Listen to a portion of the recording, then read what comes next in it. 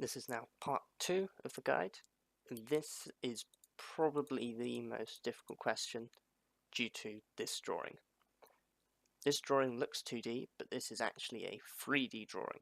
This line should be dotted as it is covered up by it. So this is a triangular base pyramid with an equilateral triangle base. So what this actually looks like is sort of like this drawing, if you can see the 3D-ness of it.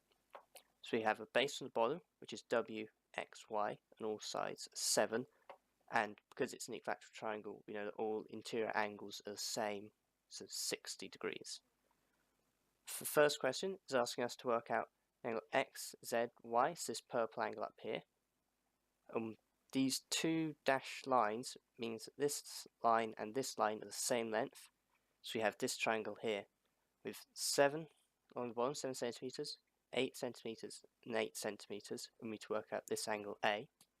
So for 3 sides we use cosine rule, so cos A is 8 squared plus 8 squared minus 7 squared over 2 times 8 times 8, so cos A is 79 over 128, so A works out as 52 degrees.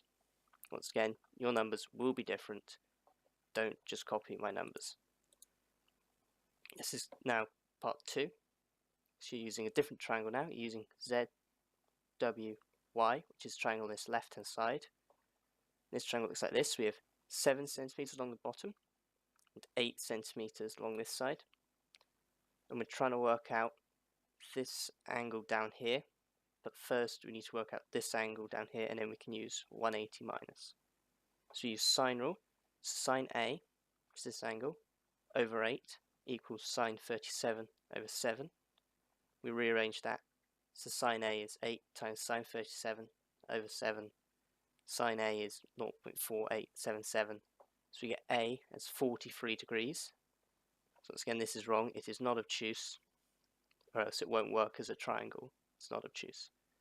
Then we use 180 minus 43 minus 37, and that looks like this angle here, so a purple angle, is 100 degrees. Not 6, that's wrong. And I put random answers here to get the right answers, or what I thought would be the right answers. Now, this is a long question, so you're trying to find the total surface area, so you have to work out the area for each side. So it's a total of 4 triangles, so you're just using the area equation for every triangle.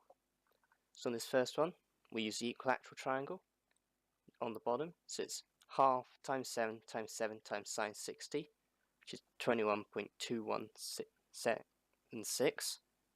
Then we can work out this triangle on this side, which we know is 8, 8, 7, 52 degrees, which we worked out from part 1. So it's half times 8 times 8 times sine 52, which is 25.216. Then we work out the triangle on the left, which we know is 8, 7, 37, 100.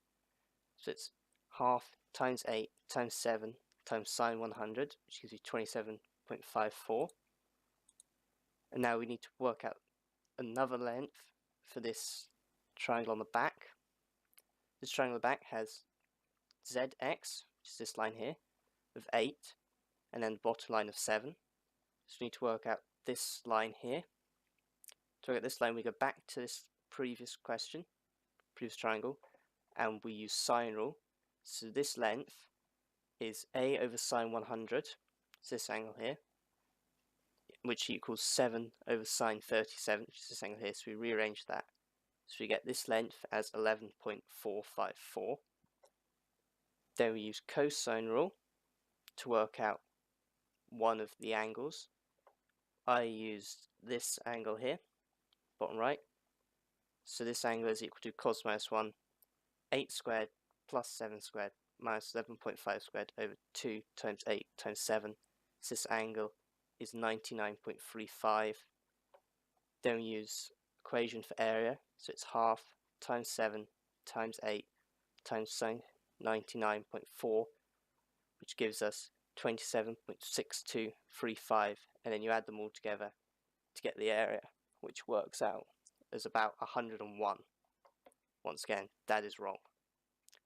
That's the end of part 2.